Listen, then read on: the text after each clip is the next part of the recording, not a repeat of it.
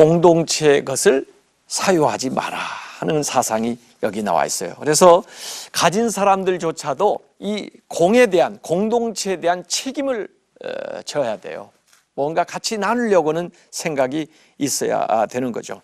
그래서 우리는 하나님의 세상에서 살면서 내가 소유권을 가졌다기보다는 사용권을 가지고 있는 거죠. 사용권.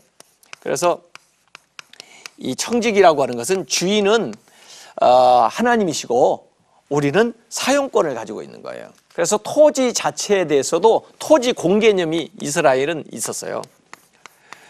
그래서 개인들이 사사롭게 이 땅에다 투자하고 그 땅을 통해서 돈을 벌고 그런 것을 성경에서는 금했어요. 그래서 심지어 그 성경에 나오는 사건 가운데 그 나봇의 그 포도원 사건을 보면은 그 아합 왕이 자기가 가지고 있는 포도원보다 나봇의 포도원이 더 좋아 보이거든요.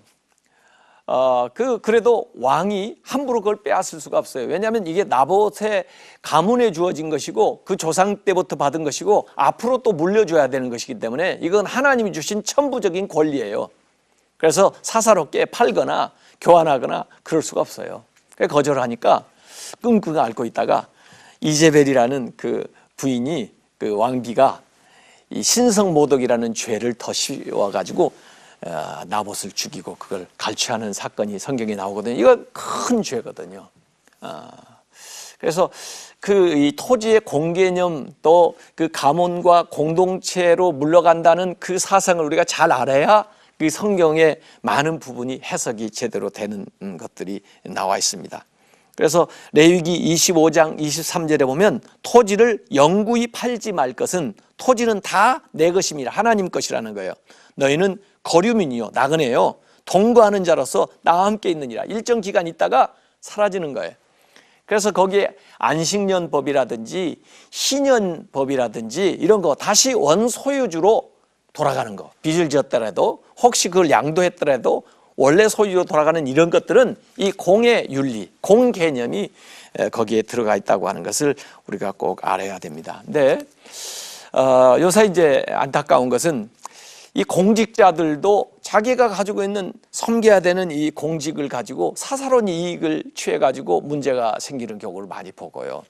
또 기업 하시는 분이라도 물론 처음 시작할 때는 열심히 자기가 노력을 해서 했겠지만 많은 사람들이 같이 일하고 그럴 때는 이 공동의 그 재산이고 또 공동을 생각하면서 그 기업을 운영해야 되는데 그걸 사유화해 가지고 참 여러 가지 부작용을 낳는 문제들도 우리가 많이 봤고요. 그래서 대체로 공이 많았던 사람, 공을 많이 세운 사람들이 사유화를 많이 하더라고요.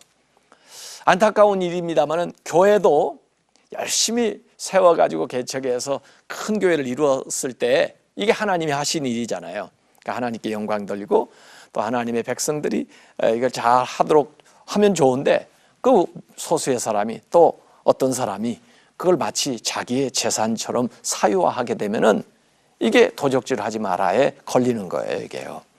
그래서 우리가 공개념, 아까 이제 초대에 시작할 때 말씀도 드렸습니다만은 정말 우리 신앙생활하는 사람은요, 예수님이 사셨던 것처럼 공생애를 살아야 돼요. 우리의 삶 자체도 공적 삶을 살아야 되거든요.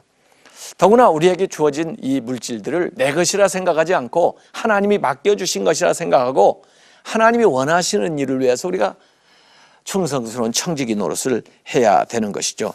그런데 이것을 이렇게 사적으로 가로채게 되면은 이 도적질하지 마라 하는 이 계명에 다 어긋나는 그런 것입니다. 그래서 이 8번째 그 훔치는 행위는 외적으로 행동으로 이렇게 나타나는데 어떤 때는 수단과 방법을 가리지 않고 더 많은 것을 축적하기 위해서 남에게 어려움을 끼치는 이런 경우가 있는데 세상에서 보면은 어떤 사법 조직의 부패라든지 공권력의 남용이라든지 또 횡령이라든지 탈세라든지 착취, 표절, 불법 상품 유통, 직무 태만. 지금 회사에서 나한테 직무를 감당하라고 시간을 주고 또 거기에 대한 물질적인 대가를 주는데도 직무를 태만한다든지 이런 것들이 다 도적질하는 경우에 해당하죠. 또 부정축제, 뇌물 주는 거, 사기하는 거, 매점 매석, 고리대금, 부정직한 상거래, 체불임금, 일을 했는데도 임금을 주지 않아요. 이런 거라든지 또 부당이익을 취하는 거, 폭리, 채무 불이행. 요사이는 이제 이 보이는 것도 우리가 도적질을 하지만요, 보이지 않는 무형의 자산도 많이 있거든요. 남의 지적 재산권 같은 거, 이런 거 표절을 한다든지 그런 것들을 함부로 갖다가 활용한다든지 이런 것들도 잘못되기 쉽죠. 더구나 다른 사람을 향해서 괜히 분노하게 되면요, 그에게 있는 그 평화를 훔치는 격이 돼요. 또 우리가 거짓말을 말하게 되면요, 그에게 있는 진리를 훔치는 것이고요. 또 남한테 욕을 하게 되면요, 그의 존엄성을 훔치는 것이 되고요. 또 모함을 하게 되면요, 명예를 훔치는 것이 되고요. 이래서 우리가 정말 이 도적질을 하지 마라 하는 것을 좀 삶에서 잘 살펴봐야 할 것 같아요. 그래서 이 모든 것들이 하나님이 주신 것이고 하나님의 영광을 위해서 쓰라고 우리에게 권한과 사용권을 주셨는데, 마치 내가 주인인 것처럼 그걸 점유하고 나만을 위해서 자꾸 축척하고 모으기만 한다고 하면은 그것은 하나님의 그 원래의 뜻에 부합하는 삶이 아니죠. 그래서 좀 공적인 삶을 살아야 되겠다, 우리가 공인으로서 공생애를 좀 살아야 되겠다, 이런 의식을 하고 우리가 직장 생활을 할 때도 그렇고 교회 생활을 할 때도 있고 이 공과 사를 좀 잘 구분해 가지고요, 이 더불어 함께 살아가는 그런 노력을 해야 될 것 같아요. 특별히 지금 이제 21세기는요, 환경 문제가 굉장히 중요합니다. 이 생태계 문제는요, 국경도 없이 다 그 영향을 미치거든요. 중국에 있는 황사가 여기까지 날아오잖아요. 국경이 없어요. 또 여기 환경이 오염되기도 하고, 또 우리가 이 분리수거하지 않고 그냥 쓰레기 배출하고 그렇게 되면요, 환경이 오염돼서 앞으로 다음 세대의 사람들이 어려움을 겪어요. 사실 이 모든 것들은 다음 세대한테 우리가 빌려 쓰고 있는 거거든요. 그래서 잘 쓰고 우리 다음 세대들이 그것을 활용할 수 있도록 그렇게 내어줘야 될 책임이 우리에게 있는 거죠.